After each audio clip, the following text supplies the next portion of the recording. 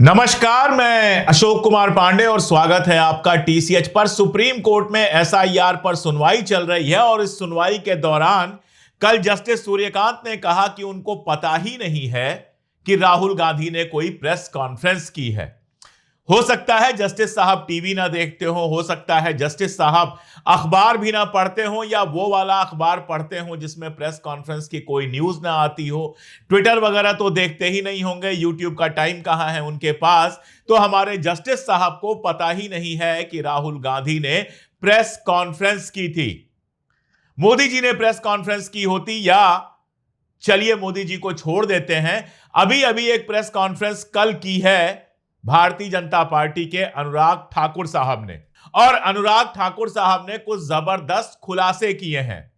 ये खुलासे जो हैं जाहिर तौर पर राहुल गांधी की सीट के हैं और वायनाड की सीट के हैं।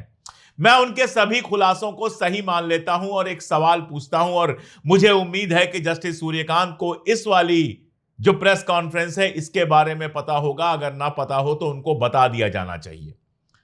उनका आरोप है कि अमेठी में इतने वोटर गड़बड़ हैं, वायनाड में इतने वोटर गड़बड़ हैं, वगैरह वगैरह वगैरह। मेरा सवाल बहुत सीधा और बहुत सिंपल है अनुराग ठाकुर साहब और भारतीय जनता पार्टी से। बाकी सब टेक्निकल पर तो बाद में बात करेंगे। अमेठी या वायनाड में जो वोटर लिस्ट बनी हुई है, क्या वो लिस्ट कांग्रेस के दफ्तर में बनती है? क्या अमेठी और वायनाड की लिस्ट या इस देश में किसी भी जगह की लिस्ट, वोटर लिस्ट, चुनाव आयोग नहीं बनवाता? चुनाव आयोग ही बनवाता है। सरकार आपकी है केंद्र में, चुनाव आयोग आपका चुना हुआ है। आपने चुना है कि चुनाव आयोग में कौन कौन होगा। जो चुने जाने की प्रक्रिया है उसमें से चीफ जस्टिस को बाहर करके आपके दो लोग बैठते हैं। तो अगर वायनाड और अमेठी में आप गड़बड़ी बता रहे हैं, रायबरेली में आप गड़बड़ी बता रहे हैं, तो आप असल में क्या कर रहे हैं? असल में आप राहुल गांधी को ही सही सिद्ध कर रहे हैं। राहुल गांधी भी तो यही कह रहे हैं कि पूरे देश में भयानक पैमाने पर गड़बड़ी चल रही है।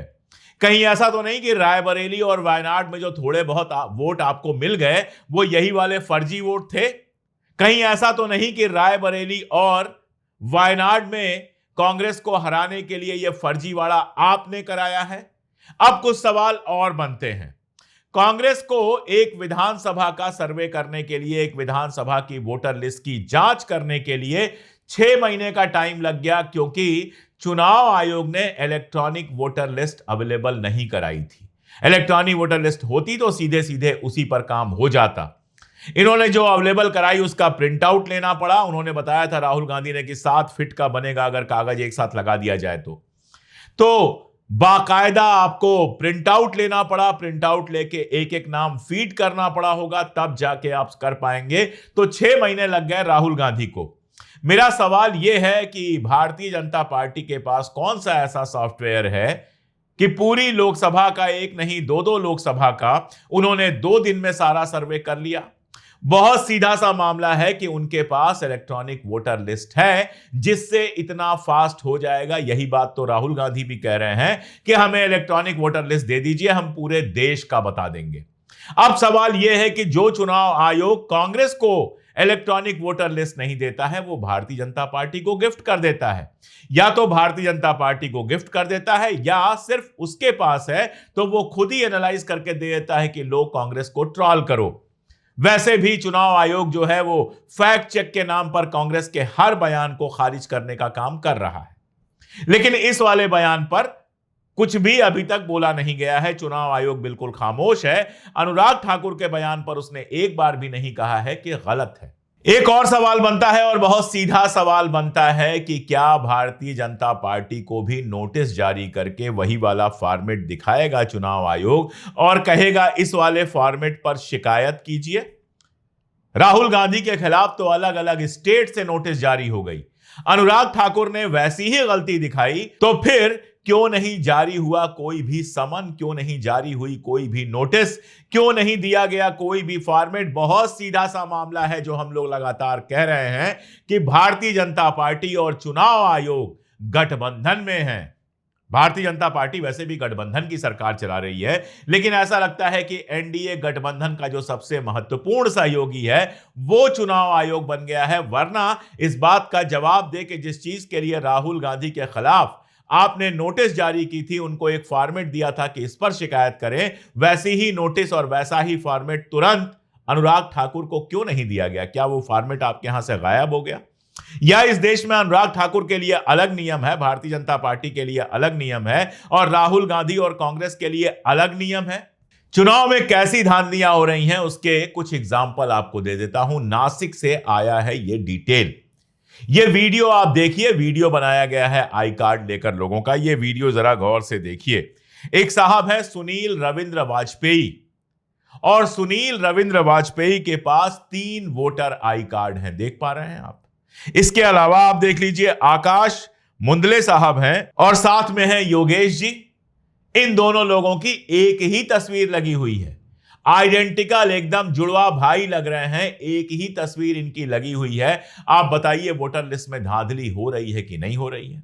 गुजरात भारतीय जनता पार्टी का एक नेता जो है उसका वोट बिहार के अंदर बन जाता है और बिहार में हजारों लाखों लोगों के वोट कट जाते हैं। आप अजीत अंजुम की वॉल पर जाकर देखिए, उनके यहां लगातार शिकायतें पहुंच रही हैं कि कैसे लोगों के वोट काटे गए हैं और उसको वो लगातार दिखा रहे हैं। और एक तमाशा देखिए, तेजस्वी यादव ने कल अपने एक्स अकाउंट पे दावा किया कि वैशाली से जो एनडीए की सांसद हैं वीणा देवी, उनके पास भी 2 वोटर आईडी हैं और 2 आईपिक नंबर हैं। यानी 2 अलग अलग नंबरों से 2 आईडी जारी हुए हैं वीणा देवी को, यह बता रहे हैं तेजस्वी। और इसके पहले वो बता चुके हैं कि कैसे वहां के उप मुख्यमंत्री के पास जो भारतीय जनता पार्टी के हैं 2 आईडी हैं। ये कैसे 2-2, 4-4, 5-5 आईडी लोगों को जारी हो रहे हैं? इसके पहले कितना ही आप देख चुके हैं। एक आदमी की 5 आईडी, किसी की 2 आईडी, किसी की 4 आईडी, किसी का कुछ, किसी का कुछ, सब आप तमाशा देख चुके हैं। नए सिरे से बताने की जरूरत नहीं है। एक और किस्सा सुन लीजिए आप। 2 साल पहले एक चुनाव हुआ था, 2 साल 10 महीने मतलब 3 साल ही मान लीजिए, सरपंच का चुनाव हुआ था। और सरपंच के चुनाव में ईवीएम का इस्तेमाल हुआ था। जो हारे हुए कैंडिडेट थे वो गए सुप्रीम कोर्ट में। सुप्रीम कोर्ट में ईवीएम दोबारा मंगाई गई और पता यह चला कि जो हारे थे वो असल में जीते थे 51 वोटों से। और इसमें यह भी जोड़ लीजिए कि पंजाब और हरियाणा का जो हाई कोर्ट है उसने दोबारा गिनती करने से मना कर दिया था। सर्वोच्च न्यायालय यानी सुप्रीम कोर्ट ने अपनी निगरानी में ईवीएम खुलवाई और ईवीएम जब जांचा गया, ईवीएम में जब काउंटिंग हुई तो पता चला कि जिस उम्मीदवार को हारा हुआ घोषित किया गया था वो उम्मीदवार तो 51 वोट से जीत गया था। यह मामला पानीपत जिले का है और जो उम्मीदवार है उनका नाम मोहित है, गांव का नाम है बुआना लाखू। यानी हरियाणा के एक गांव में, पूरी कहानी बिल्कुल कायदे से सुनिएगा, हरियाणा के एक गांव में चुनाव होता है सरपंच का और सरपंच के इस चुनाव में मोहित हार जाते हैं। ईवीएम से गिनती होती है।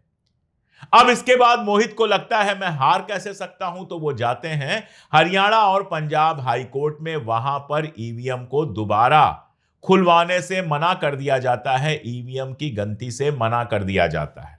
इसके बाद जाते हैं वो सुप्रीम कोर्ट। 3 साल इसमें लग जाता है, 2 साल 10 महीने लग जाते हैं और सुप्रीम कोर्ट कहता है कि नहीं, हम तो गिनती दोबारा करवाएंगे। 2 महीने तक अपने ऑब्जर्वेशन में रखने के बाद उसी ईवीएम को फिर से गिनवाता है और पता यह चलता है कि मोहित 51 वोटों से जीते हैं। अब उनको सरपंच का शपथ ग्रहण करवाया जाएगा। इसका मतलब क्या है? इसका मतलब सीधा सीधा यह है कि सत्ता के इशारे पर ईवीएम में खेल अगर सरपंच के चुनाव में हो सकता है तो फिर लोकसभा विधानसभा के चुनाव में क्यों नहीं हो सकता है? ये क्वेश्चन मार्क है। उम्मीद है कि सुप्रीम कोर्ट के चीफ जस्टिस साहब ने बाकी लोगों ने ये वाली खबर देखी होगी। आखिर सुप्रीम कोर्ट का ही निर्णय है। तो ईवीएम की गड़बड़ी आपने देख ली। आपने देख लिया कि कैसे एक एक आदमी के कई कई वोटर आई कार्ड बन रहे हैं और यह भी देख लिया कि 65 लाख लोगों के नाम काटे गए और अब कोर्ट में कहा गया कि क्यों काटे गए यह बताना जरूरी नहीं है, हम नहीं बताएंगे कि क्यों काटा गया। मैंने पहले भी कहा है कि कागज नहीं दिखाएंगे, कह दिया है चुनाव आयोग ने। कागज केवल बीजेपी को दिखाएंगे ताकि अनुराग ठाकुर जो हैं वो 24 घंटे या 48 घंटे में एनालिसिस करके वायनाड और रायबरेली और अमेठी के बारे में आपको बता सके। लेकिन इस सवाल का जवाब नहीं दिया जाएगा कि वायनाड हो, अमेठी हो, रायबरेली हो, इन सब जगहों पर चुनाव आयोग कैसे ये फर्जी लिस्ट पर चुनाव करवा रहा था। एक और दावा किया जा रहा है कि इसी फर्जी पने को ठीक करने के लिए एसआईआर लाया गया। अब जो एसआईआर लाया गया है उसके बाद जो लिस्ट बनी है उसमें तो क्या क्या तमाशा है आप देख ही चुके हैं। तेजस्वी वाला एग्जांपल मैंने आपको दिया ही। एक घर में 240 लोगों के रहने की बात की गई। जब वहां पहुंचे लोग उस पते पे तो मालूम चला केवल एक आदमी रहता है।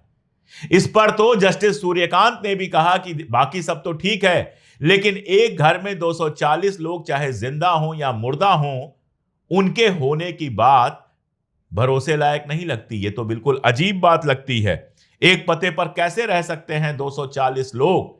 2 कमरे 4 कमरे के मकान में 240 लोग कैसे रह सकते हैं? और बड़ी बात यह है कि यह गड़बड़ी तो एसआईआर कराने के बाद हुई है।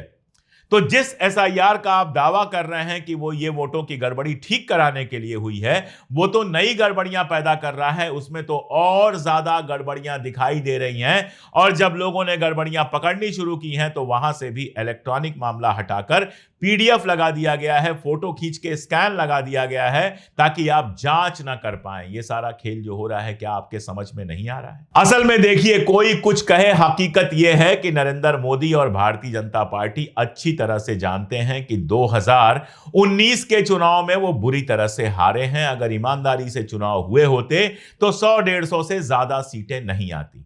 और उनके मन में यह डर बैठ गया है कि इतनी गड़बड़ियों के बावजूद अगर केवल 100-150 सीटें आई हैं तो अगली बार कहीं ऐसा ना हो कि डब्बा गोल हो जाए, 10-50 सीटें ही आए। इसीलिए देश भर में वोटर लिस्ट के साथ यह तमाशा करने की कोशिश की जा रही है ताकि उनका जो जीत का मामला है वो चलता रहे, असली पर नहीं तो कम से कम फर्जी पर जीते। 3 सवाल मैं पूछ के अपनी बात खत्म करूंगा, केवल 3 सवाल। पहली बात यह कि कांग्रेस को या विपक्ष को इलेक्ट्रॉनिक वोटर लिस्ट देने में क्या दिक्कत है हमारे चुनाव आयोग को? अगर गड़बड़ी नहीं है, अगर सब कुछ ईमानदारी से है तो इलेक्ट्रॉनिक वोटर लिस्ट क्यों नहीं देते?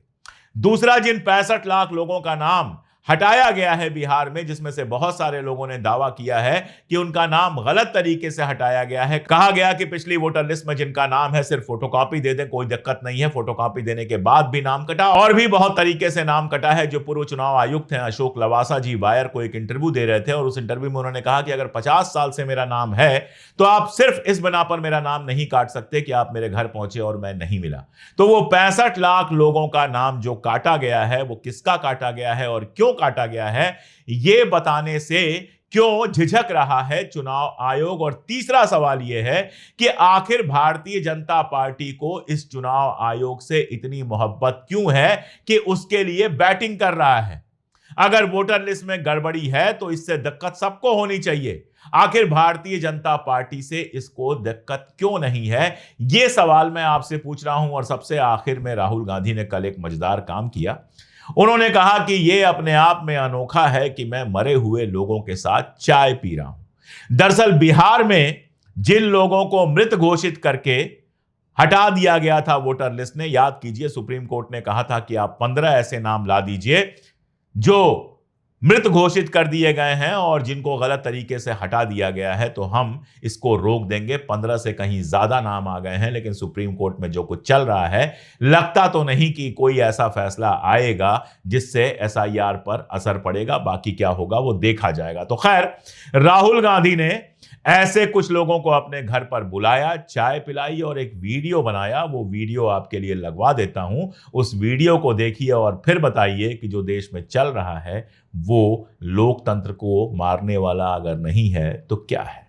उधर चले, आइए, आ जाओ। Hello, get some speak. सुना है आप जिंदा ही नहीं हो।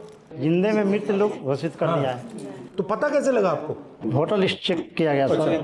पता चला कि नाम ही नहीं है उसमें। और फिर आपने चेक किया, नाम क्यों नहीं है? पता लगा कि भैया मर गए हैं, मार दिया हमें, इलेक्शन कमीशन ने मार दिया।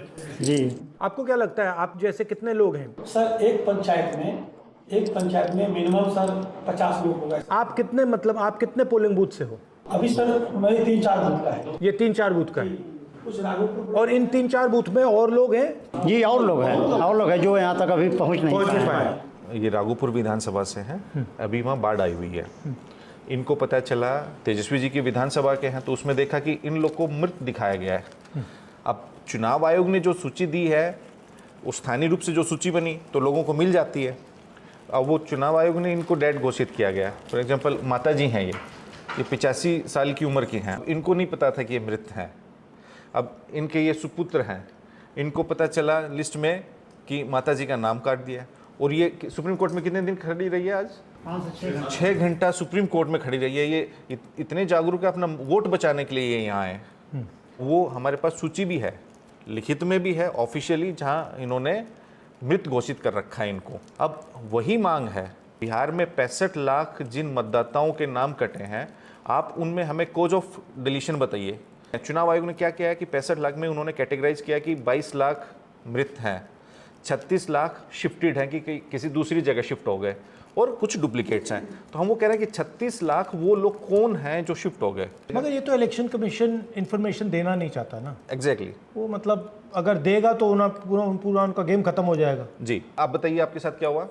वो मेरे घर आए थे तो हमको बोले कैसे, तो हम कल होकर उनके घर पे जाके दे दिए आधार कार्ड, बैंक का पासबुक का फोटो कॉपी और फोटो दे दिए। तो बोले ठीक है जाओ। उसके बाद जब आया थी नाम आया तो उसमें मेरा मृत्यु में नाम घोषित हो गया। आपको क्या लगता है ये गलती से हुआ? सर ये हम राघोपुर से हम लोग आते हैं, इसलिए तेजस्वी जी को हराने के लिए जानबूझ के किया गया सर। सर हम यही बोलेंगे, महागठबंधन मिलकर किसी तरह बिहार को बचाइए। बिल्कुल बिल्कुल बिल्कुल। नहीं, हमारी तो पूरी कोशिश है इसको मतलब रोकने की कोशिश कर रहे हैं, हम मिलके कर रहे हैं। हम ये आरजेडी और हमारी पार्टी मिलके कर रहे हैं। रोक देंगे। बेईमानी नहीं होगी, रोक देंगे हम। वोट चोरी नहीं होने देंगे। ठीक है, बहुत अच्छा लगा आपसे मिलकर।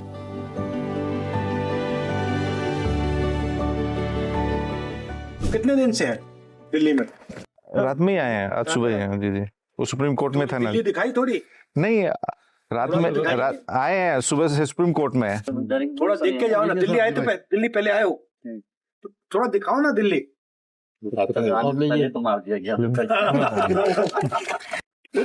नहीं तो कैसे देखेंगे दिल्ली?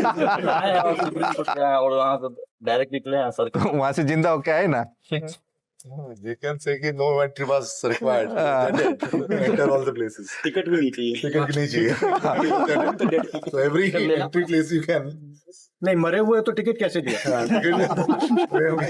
एंट्री कैसे मानेगा सर? सब जगह एंट्री लेके। सर लोग आशा से आया है, इसीलिए कि सर के पास जाएंगे तो आश्वस्त हो जाएंगे कि कम से कम हमारा लोग जो कटे हैं उसको साथ न्याय हो जाएगा। तो देखा आपने वीडियो, मरे हुए लोगों के साथ जो लोग जिंदा हैं, हयात हैं, जो लोग बिल्कुल ठीक ठाक हैं, उनको मरा हुआ घोषित करके वोटर लिस्ट से निकाल दिया गया। और ये तो कुछ लोग हैं, जाने कितने ऐसे लोग होंगे। राहुल गांधी लगातार कोशिश कर रहे हैं यह हकीकत सामने लाने की, लेकिन जस्टिस साहब राहुल गांधी की प्रेस कॉन्फ्रेंस के बारे में नहीं जानते हैं, तो इसके बारे में कहां से जानेंगे। आज के लिए इतना ही, बहुत शुक्रिया।